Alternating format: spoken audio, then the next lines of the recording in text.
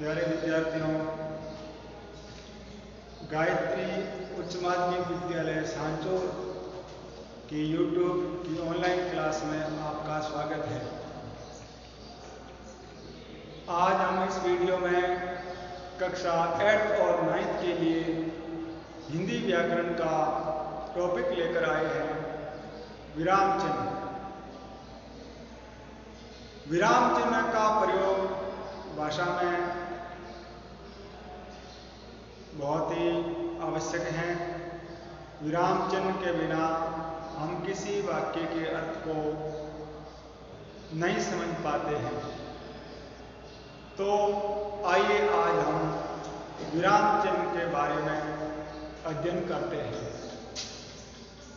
विराम का अर्थ रुकना होता है, ठहरना होता है। तो विराम चिन्ह किसे कहते हैं, इसकी क्या परिभाषा है? तो सबसे पहले देखिए, किसी भाषा को बोलते, पढ़ते या लिखते समय हम किसी भी भाषा को, चाहे भाषा हिंदी हो, अंग्रेजी हो, संस्कृत हो, कोई भी भाषा हो, किसी भी भाषा को बोलते, पढ़ते या लिखते समय या किसी कथन को समझाते समय वाक्यों के बीच में अथवा अंत में विराम चिन्ह वाक्य के बीच में और अंत में प्रयुक्त होते हैं। तो किसी भी भाषा को बोलते, लिखते या पढ़ते समय, किसी कथन को समझाते समय वाक्य के अंत में अथवा वाक्य के बीच में रुकने के लिए जिस संकेत चिन्ह का प्रयोग होता है, रुकने के लिए जो संकेत जिन संकेत चिन्ह का प्रयोग हम करते हैं उसे क्या कहते हैं? विराम चिन्ह कहते हैं। जैसे रोको मत जाने दो, ये रोको के बाद में क्या लग गया? विराम चिन्ह। तो यहाँ ये अल्प विराम है, इसका मतलब हम यहाँ थोड़ा रुकेंगे। तो इस वाक्य को जब पढ़ते हैं तो रोको मत जाने दो, मतलब रोकना है, जाने नहीं देना है। और यही वाक्य दूसरी बार लिखा है और विराम चिन्ह को थोड़ा सा बदल करके लिखा है, रोको मत जाने दो। इतना विराम चिन्ह से फर्क पड़ता है, इतना अर्थ में बदलाव आता है। विराम चिन्ह यहां लगा, इसका मतलब है रोकना है, जाने नहीं देना है। और विराम चिन्ह रोको के बाद में लिख करके यहां लग गया है, इसका मतलब है रोको मत जाने दो, अर्थात रोकना नहीं है। इस प्रकार से इन विराम चिन्हों से वाक्य के अर्थ में बदलाव आ जाता है। तो प्रमुख विराम चिन्ह कौन कौन से हैं उनको हम देखते हैं। हिंदी में जो प्रमुख विराम चिन्ह हैं जिनका प्रयोग है वो किया जाता है, उन विराम चिन्हों को हम पढ़ेंगे। सबसे पहले पूर्ण विराम। अंग्रेजी में फुल स्टॉप लगता है, हिंदी में पूर्ण विराम लगता है, जिसको विद्यार्थी खड़ी पाई कहते हैं। मतलब एक खड़ी रेखा, ये खड़ी रेखा है, ये हिंदी में पूर्ण विराम कहलाता है। ये जो चिन्ह है इसको पूर्ण विराम कहते हैं। नाम इसका है पूर्ण विराम, अर्थात पूर्ण रूप से रुकना। जब कोई वाक्य या उपवाक्य जब पूरा हो जाता है तब इस चिन्ह का प्रयोग किया जाता है। जैसे बालक पढ़ रहा है, तो यहां पर वाक्य के अंत में क्या लगेगा? पूर्ण विराम लगेगा। वाक्य में जहां पूर्ण रूप से रोका जाता है, जहां पूर्ण विराम हो, वहां पूर्ण विराम चिन्ह इसका प्रयोग होता है। फिर है दूसरा अर्ध विराम। नाम इसका क्या है? अर्ध विराम। ये है पूर्ण विराम, ये है अर्ध विराम। अर्ध का अर्थ है पूरे किसका? आधा, इस पूरे का आधा। मतलब पूर्ण विराम में जितना रुका जाता है उससे आधा जहां रुका जाए वह अर्ध विराम का प्रयोग होता है। तो तो ये अर्ध विराम का ये चिन्ह है। जब कोई लंबा वाक्य हो तो उस वाक्य लंबा वाक्य हो उस समय हम उसको अलग करने के लिए इस अर्ध विराम का प्रयोग होता है। पूर्ण विराम से इसमें आधा रुका जाता है। फिर है अल्प विराम। ये है पूर्ण, ये है अर्ध, ये है अल्प। अल्प का अर्थ होता है थोड़ा, अर्ध का अर्थ होता है आधा, पूर्ण का अर्थ होता है पूरा। तो यहां पर आधे से कम, अर्ध विराम से जहां थोड़ा कम रुका जाए वहां अल्प विराम का प्रयोग होता है। जैसे मैंने ये प्रयोग किया, रोको मत जाना, मतलब यहां अर्ध विराम से थोड़ा कम रुका जाता है, रोको मत जाना। तो ऐसी जगह पर है वो अल्प विराम का प्रयोग होता है। फिर है चौथा प्रश्न सूचक चिन्ह। प्रश्न सूचक चिन्ह है, इसका प्रयोग प्रश्नवाचक वाक्य होगा, प्रश्नात्मक वाक्य होगा, जहां प्रश्न पूछा जाता है क्या, किसको, किसके, किस लिए, ऐसे वाक्य में ये अंत में प्रश्न सूचक चिन्ह का प्रयोग होता है। ये है प्रश्न सूचक चिन्ह। प्रश्न के अंत में इसका प्रयोग किया जाता है। फिर है पांचवा विस्मय सूचक चिन्ह। विस्मय सूचक चिन्ह है, इसका प्रयोग, ये विस्मय सूचक चिन्ह है, इसका प्रयोग वाक्य के अंदर जहां हर्ष, शोक, आश्चर्य प्रकट किया जाता है तो वहां पर इस चिन्ह का प्रयोग होता है और इस चिन्ह का नाम है विस्मय सूचक चिन्ह। अरे गजब हो गया, तो कौन सा चिन्ह लगेगा? विस्मय सूचक। हाय बेचारा मारा गया, तो कौन सा चिन्ह लगेगा?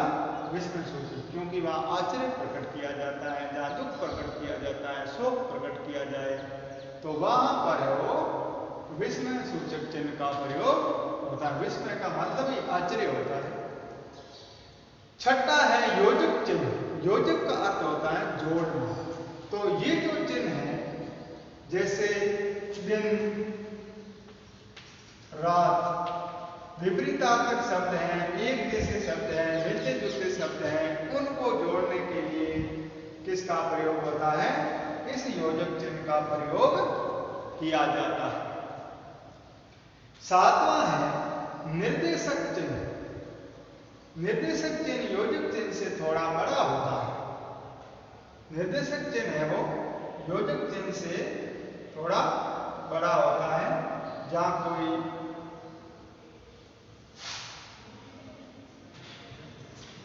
टॉपिक लिख करके, या जैसे मैं लिखता हूं प्रकरण, उसके आगे जब उसको विस्तृत किया जाए तो वहां निर्देशक चिन्ह का प्रयोग किया जाता है।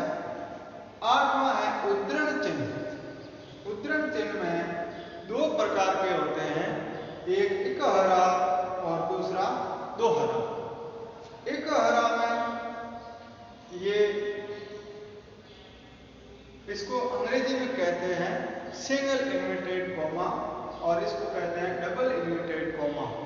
किसी भी बात को जब ज्यों का त्यों लिखा जाए तो वहां दोहरा उद्धरण चिन्ह का प्रयोग होता है। किसी पुस्तक की रचना है, किसी पुस्तक का नाम है, या कोई व्यक्ति का उपनाम है, जैसे निराला हिंदी के छायावादी कवि हैं, तो इसको है वो इकहरा उद्धरण चिन्ह में प्रयोग करेंगे या लिखेंगे। रामचरितमानस तुलसी की महत्वपूर्ण रचना है, तो इस रामचरितमानस को इकहरा उद्धरण चिन्ह में हम लिखेंगे। दोहरा उद्धरण चिन्ह का प्रयोग कहाँ होता है? जैसे लक्ष्मण ने कहा कि मैं भी वन में जाऊंगा, तो किसी के कथन को ज्यों का त्यों लिखा जाए, वहां पर है वो तिलक ने कहा था स्वराज्य मेरा जन्मसिद्ध अधिकार है, तो स्वराज्य मेरा जन्मसिद्ध अधिकार है, इस वाक्य को, ये तिलक का कथन है। किसी के कथन को जब ज्यों का त्यों लिखा जाए वहां दोहरा उद्धरण चिन्ह का प्रयोग होता है। तो ये हो गए उद्धरण चिन्ह, इकारा और दोहरा। अब बात आती है विवरण चिन्ह की। तो ये है विवरण चिन्ह। जैसे संज्ञा 3 प्रकार की होती है और उसके आगे विवरण चिन्ह का प्रयोग करके और तीनों का विवरण लिखा जाएगा, व्यक्तिवाचक, जातिवाचक और भाववाचक। तो विवरण लिखने के लिए इस विवरण चिन्ह का प्रयोग किया जाता है। फिर है कोष्टक चिन्ह। कोष्टक चिन्ह में क्या होता है, किसी बात को जब कोष्टक में लिखी जाए तो वह कोष्टक चिन्ह का प्रयोग होता है। किसी अर्थ को स्पष्ट करने के लिए उसको कोष्टक में लिखा जाता है। किसी बात को अधिक समझाने के लिए, विस्तार से लिखने के लिए उसको कोष्टक में बंद किया जाए तो वह कोष्टक चिन्ह का प्रयोग होता है। फिर है हंसपद चिन्ह। हंसपद चिन्ह है जब कोई बात लिखते लिखते हम भूल जाते हैं, वाक्य में जब कोई वाक्य लिखते हैं और उसमें किसी बात को हम लिखते लिखते भूल जाते हैं, तो जैसे पेड़ पौधों से हमें फल फूल इत्यादि मिलते हैं, फल लिख करके हम फूल भूल गए तो उसको वो हंसपद चिन्ह का प्रयोग करके कहाँ लिखेंगे, ऊपर लिखेंगे। कहाँ लिखेंगे, उस वाक्य में ऊपर लिखेंगे यहाँ। तो ये है हंसपद चिन्ह। फिर है संक्षेप सूचक चिन्ह। संक्षेप सूचक चिन्ह का मतलब है कि संक्षेप में लिखना, किसी भी शब्द को पूरा नहीं लिख करके उसको संक्षिप्त तरीके से लिखना, वो तब है वो उसको संक्षेप तरीके से लिखने के लिए, संक्षिप्त तरीके से लिखने के लिए संक्षेप सूचक चिन्ह का प्रयोग किया जाता है। जैसे पंडित जवाहरलाल नेहरू भारत के प्रथम प्रधानमंत्री थे, तो पंडित को पूरा नहीं लिख करके हम है वो इस प्रकार से लिख सकते हैं पंडित। जैसे हम डॉक्टर लिखते हैं तो डॉक्टर को पूरा नहीं लिख करके इस प्रकार से लिखते हैं, डॉक्टर APJ अब्दुल कलाम। तो ये है संक्षेप सूचक चिन्ह। इस प्रकार से ये जो हिंदी के महत्वपूर्ण विराम चिन्ह हैं, उन महत्वपूर्ण विराम चिन्हों के बारे में हमने अध्ययन किया। अब हम विस्तार से समझाएंगे कि पूर्ण विराम कहाँ लगता है और वाक्य और उदाहरणों के द्वारा आपको समझाते हैं। तो अब हम इन विराम चिन्हों को विस्तार रूप से पढ़ते हैं।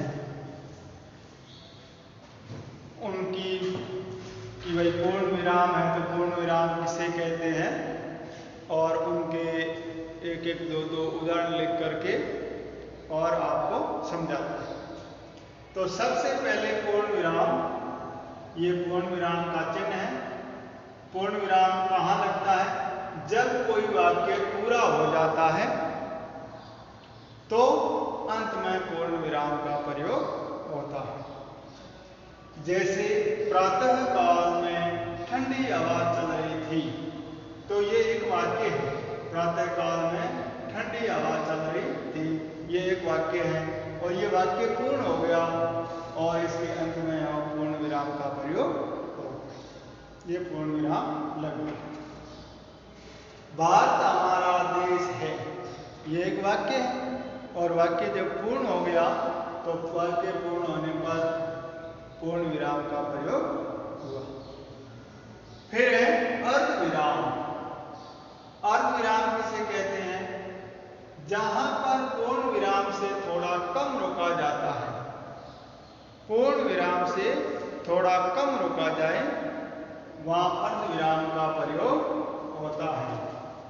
जैसे नदी में बाढ़ आ गई, नदी में बाढ़ आ गई, अर्धविराम लगा क्योंकि वाक्य लंबा है। जब कोई वाक्य लंबा हो तो बीच में है वो अर्धविराम का प्रयोग होता है। नदी में बाढ़ आ गई,